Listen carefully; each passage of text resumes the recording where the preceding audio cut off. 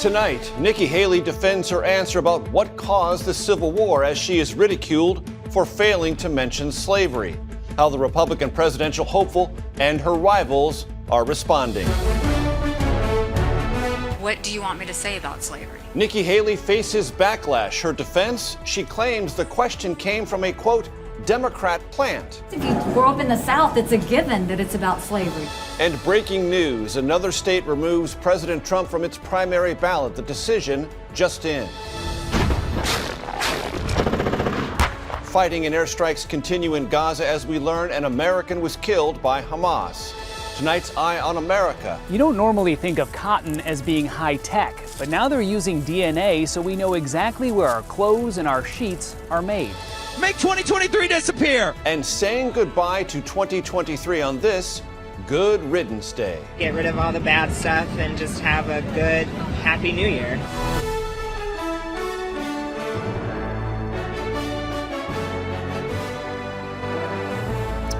Good evening to our viewers in the West. Thank you for joining us. I'm Major Garrett in for Nora. We begin tonight on the campaign trail for the 2024 Republican nomination. Nikki Haley is facing a barrage of criticism, not for something she said during a New Hampshire town hall, but for something she didn't say when a voter asked simply, what caused the Civil War? The former South Carolina governor and Trump administration UN ambassador did not mention slavery in her answer. Instead, she said it was about the role of government and the rights of the people. Haley attempted to clean up her remarks today and blamed a Democratic plant for the question. And this breaking news, Donald Trump has been removed from another state's primary ballot, this time in Maine. CBS's Scott McFarlane is here to start us off tonight with the very latest. Scott, good evening. Major, good evening to you. Trying to spring an upset, Nikki Haley has been fighting for months to win the spotlight. But tonight, she's beneath a glaring one and taking the heat. Nikki Haley, who's been surging in the polls in New Hampshire, now faces a rising wave of criticism over this response to a question at a town hall event. What was the cause of the United States Civil War? I think the cause of the Civil War was basically how government was going to run, the freedoms and what people could and couldn't do. When asked why she didn't mention slavery, Haley responded, What do you want me to say about slavery? The former South Carolina governor was blasted by both parties. President Biden posted it was about slavery. And Haley drew similar criticisms from her GOP opponents, Donald Trump and Ron DeSantis. This is not a candidate that's ready for prime time. On the radio today. Of course the Civil War was about slavery. And back on the stump, Haley tried to clear up her answer. We know that. That's unquestioned, always the case. We know the Civil War was about slavery. But again appeared to equivocate. Let's not forget what came out of that, which is government's role, individual liberties. And she criticized the voter who'd asked the original question as a plant of the Democrats. The fact that Nikki Haley has had such a stumble on an easy question, is dismaying to those who would like to see her continue to climb in the polls. Haley today touted her decision to remove the Confederate flag from South Carolina's Capitol in 2015 after the mass shooting at an historically black church in Charleston. Her critics today resurfaced quotes Haley gave in 2010 in which she defended the flag as a symbol of heritage. This is not something that is racist. There is news tonight about Donald Trump's access to the Republican primary ballot in Maine. And Scott McFarlane is here with those late-breaking developments. Scott? Yeah, tonight, Maine Secretary of State has ruled Donald Trump's name should be stripped from that state's primary ballot. The latest legal challenge in the latest state alleging his actions on January 6th supported insurrection and violated the 14th Amendment. In the meantime, Trump is back on the primary ballot in Colorado. The state Supreme Court made a similar ruling last week, but Republicans appealed that ruling. And during the appeal major, he gets back on the ballot, but both sides want this to go to the U.S. Supreme Court to determine. For a definitive ruling from the nation's highest court. Scott McFarlane, thank you. Overseas now to the war in Gaza. Israel today confirmed the death of an Israeli-American woman listed as a hostage, 70-year-old Judy Weinstein Haggai. President Biden and the First Lady issued a statement saying they were devastated by the news, but said the United States will continue diplomatic efforts to bring all remaining hostages home. CBS's Ian Lee reports tonight from Tel Aviv. Judy Weinstein Haggai was the last of the Israeli-American women believed to be held by Hamas. The 70-year-old English teacher lived in Nir Oz, next to the Gaza border. She was last seen going for a walk with her husband Gadi the morning of the October 7th attack. The kibbutz now says she was one of the victims murdered by Hamas along with her husband. For weeks, Judy's son Ahal believed Hamas held his mother hostage. My mom is the most gentle human being I know. Today's announcement comes as Israelis demand their government secure the release of the remaining 129 hostages. Their message is pretty simple. They want all the hostages returned home by any means necessary. Roni and Avi Lupo live in Kfar Aza, one of the kibbutzes attacked in October. As time goes by, do you get worried that some of the hostages won't be able to come home? The time is running out. The situation is very complicated. We know all that, and still we demand. The war is now in its 83rd day. Israel Defense Forces fighting in Khan Yunis say they discovered a tunnel shaft inside a mosque, while Israeli airstrikes continue to pummel Gaza's south. In Rafah, rescuers discovered a child trapped under the rubble. They digged frantically to pull the toddler out. She's alive and quickly taken to a hospital. The fighting is also intensifying on Israel's northern border with Lebanon. Today, Israel intercepted a Hezbollah drone before retaliating with punishing airstrikes.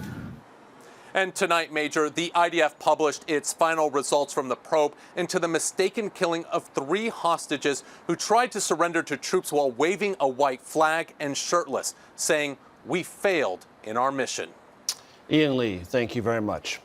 There is new information tonight in the killing of a pregnant Texas teenager and her boyfriend. Late this afternoon, San Antonio police released a new video calling it an important clue into finding out how the couple died. CBS's Christian Benavides has the latest.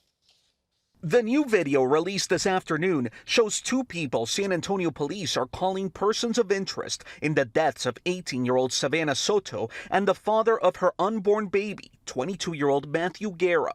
The video police say was recorded close to where the bodies were found. It shows one man driving a dark pickup truck and another getting out of the car belonging to Soto and Guerra. Is there somebody that gets out of that vehicle that you're trying to say? Yes. And you don't believe it to be either Matthew or... No. The couple was found dead in their car from gunshot wounds Tuesday, a few miles from their apartment. They were reported missing on Saturday after they didn't show up for an appointment to induce labor. Friends and family gathered today to remember Soto and her unborn child. I'm sorry that this had to happen to you. But you know, I'm in your heart, my baby, that she knows I loved her. Police say they are still looking through other surveillance video and the couple's cell phone records for clues. Christian Benavides, CBS News, San Antonio. Now to dangerous weather on both coasts. Parts of the Northeast are dealing with another round of rain and potential flooding. And in California, massive waves have closed beaches in Ventura County near Los Angeles. The high surf is crashing into oceanfront homes with water flooding the streets. Similar scenes up the coast can be found as well near Santa Cruz and San Francisco, where evacuations have been ordered. For the forecast, let's bring in meteorologist Mike Bettis from our partners at the Weather Channel. Mike, good evening. Major, good evening to you. The storm we've been watching across the Northeast and the Midwest is winding down. Rain's on the way out. Snow moves from the Midwest down toward the Tennessee Valley. Could see some flurries in places like Nashville. That entire system, as it moves out, it sets us up for some cooler air. Here we go, moving into New Year's Eve. Temperatures even across the south will drop down below freezing. To the west we go. Storm after storm after storm, really causing issue today on the west coast with a lot of coastal flooding, unfortunately. But we'll see a parade of storms coming through, just adding to our woes, especially across California, and snow across the higher elevations, including the Sierra Nevada. But New Year's Eve, as a whole, actually looks pretty good across the country. Very few storms out there, and New Year's Day actually just produces small amounts of rain. Major, that's going to include places like New Orleans and up toward Atlanta with temperatures in the 50s. Mike Bettis, thanks so much.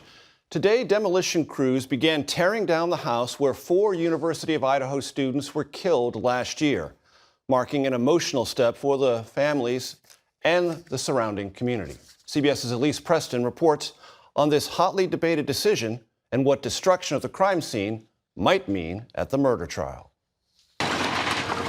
Before the sun rose, crews tore into the house where 4 University of Idaho students were fatally stabbed. The demolition, a decision made by university officials. It's a constant reminder of the horrific act that happened at that site. We hear from our students regularly that they were ready for it to come down. It's been more than a year since Ethan Chapin, Xana Coronado, Madison Mogan, and Kaylee Gonçalves were killed here. 29-year-old Brian Koberger has been charged with 4 counts of first-degree murder and is still awaiting trial.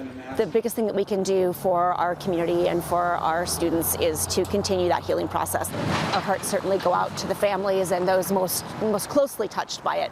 Some of those family members wanted the house to remain standing through the trial. The house was considered the largest piece of evidence that they had. Steve Gonçalves is fighting to preserve all evidence linked to the murder of his daughter, Kaylee. You can never get inside every juror's mind. And some of them are going to see things visually, some are going to be audible. I just know that there's a risk taking it down. Both the prosecution and defense teams say they have the crime scene details they need to build their cases. The FBI took measurements and documented visuals from the home, but Gonçalves fears it might not be enough. There hasn't been enough communications for us to know for sure that it won't become an issue later on in the case. With continuous delays, the trial for Brian Koberger is still months away. An exact date has not been set. Families of the victims are calling for the case to move forward, saying they just want justice. Elise Preston in Moscow, Idaho. Today, a warning to Texas Republican Governor Greg Abbott. In a letter obtained by CBS News, the Department of Justice said it will sue the Lone Star State if it enforces a law signed by Abbott that makes illegal immigration a state crime and allows law enforcement officials there to arrest and prosecute migrants. In New York City, Mayor Eric Adams is trying to set limits on the Texas governor's busing of migrants north. CBS's Astrid Martinez explains. Buses are still rolling into New York City hours after U.S. officials met with Mexico's president, promising to work together to limit record migration. Leslie Hernandez and her family are from Colombia and arrived in New York City by bus. She told CBS News, "We do what we can, and we have to make sacrifices for a better future." Yesterday, New York City Mayor Eric Adams signed a new executive order to hold charter bus companies accountable. We cannot allow buses with people needing our help to arrive without warning at any hour of day and night. The order requires bus companies give a 32-hour notice before coming, drop off migrants at designated locations and times, or face impounding and fines. Power Malu greets migrants as they arrive and says the mayor's new executive order is causing chaos among advocacy groups. And so what happens is we're tasked with people coming to us, asking us for services. I call this fabricated chaos. New York City saw nearly 15,000 new arrivals this month, but it's not alone. Close to 2,000 in Chicago and 5,000 in Denver. We have to look at dramatically reducing the amount of services we offered or dramatically cutting our city budgets. But the Biden administration says it has provided more than $1 billion in grant funding for cities and towns hosting recently arrived migrants. And I think the U.S. is pitching that this is a regional problem, not just a United States problem, that we need to work together on this and that there are investments that we're prepared to make. And tonight, CBS News has learned that migrant crossings reached a record high in December. U.S. border agents took into custody more than 225,000 migrants at the southern border in the first 27 days of the month. Major? Astrid Martinez, thank you so much. This holiday season, perhaps you gave or received some high-quality cotton sheets or clothing. You might be surprised to learn that not all cotton products are what they claim to be. In tonight's Eye on America, CBS's Ben Tracy shows us how the industry can now trace a single cotton fiber around the world. In California's Central Valley, it's harvest time for a prized crop. What kind of cotton is this? This is Pima cotton. So this is the good stuff. This is as good as it gets. Derek Acevedo is Chief Operating Officer at Bowles Farming Company. Once the cotton leaves the field, it's baled and trucked out to be ginned. It likely then heads overseas to countries like India or China to be made into shirts, towels, and bed sheets. In between the farm and the consumer, there's this messy middle. And sometimes that middle can be more than messy, it can be yes. troubling. Oh yes, there's still a lot of bad players. Many of the garments in stores are a blend, and some labeled 100% Pima contain no Pima at all. There's also concerns about cotton from China's Xinjiang region made with forced labor getting into the supply chain. It's now banned for import to the U.S. There's terrible conditions in a lot of the factories. I think there's a lot more focus now on identifying what's going on in your supply chain. So this low-tech industry has found a high-tech solution. Here in California, the cotton is now sprayed with a fine mist. It's almost like a barcode on cotton. Exactly.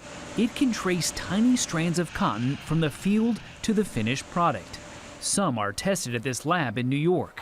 The DNA technology is there to help keep the products honest. Products made in America should be American when they leave the U.S., and they should be American when they come back into the U.S. I certainly think it is a game changer. I don't think you can really say the word sustainability and mean it unless you have traceability, because it can get to the source of where the product's coming from.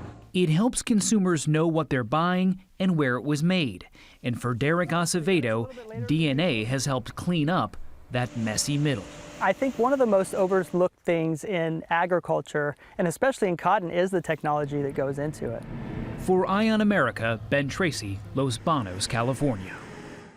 An early prison release for the woman whose shocking case spawned multiple true crime dramas. The story of Gypsy Rose Blanchard, next. Tonight's Eye on America is sponsored by WeatherTech. Auto, home, pet. Find your fit at WeatherTech.com. Gypsy Rose Blanchard, the Missouri woman who persuaded her boyfriend to kill her mother, is out of prison. Blanchard was granted parole after spending nearly 8 years behind bars. She testified that her abusive mom kept her prisoner, locked her up with chains, and forced her to pretend she had cancer and other illnesses for years. She also admitted she provided her ex-boyfriend with the knife he used to kill her mother. He is serving life in prison. Now to this consumer alert for a popular kitchen appliance. BlendJet is recalling nearly 5 million portable blenders. The company says it has received more than a dozen reports of overheating or fires and hundreds of reports of the blades breaking while in use. 50 people reported minor burns and cuts. The blenders were sold online and at Costco, Walmart, Target, and other stores. Everything, as we know, is bigger in Texas. That includes highway police chases. How this bizarre crawl and standoff finally ended. That's next. The driver of an 18-wheeler led deputies on a wild, slow speed chase on Interstate 10 in Houston.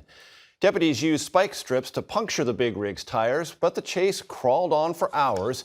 It ended when the SWAT team used heavy machinery called the Rook to rip the door off. It's unclear still why the driver fled. Today, mortgage rates dropped to the lowest level since May. A 30-year fixed-rate mortgage slid to 6.61%, according to Freddie Mac. That's the 9th straight week rates have declined since nearing 8% in late October. Before the New Year's celebrations, people say good riddance to their bad memories of 2023. We will explain that next. Finally, today marks the 17th annual Good Riddance Day in New York's Times Square. This is where people bid an early farewell to all sorts of things they're happy to dump from 2023.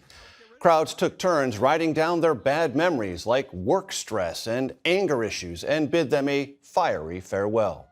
So we said saying goodbye to people-pleasing, self-doubt, and any anxiety whatsoever. I want to get rid of all the bad stuff and just have a good, happy New Year. Organizers say the event was inspired by a Latin American tradition of starting off a new year with a clean slate. And that is tonight's CBS Evening News. For Nora O'Donnell, I'm Major Garrett. Good night.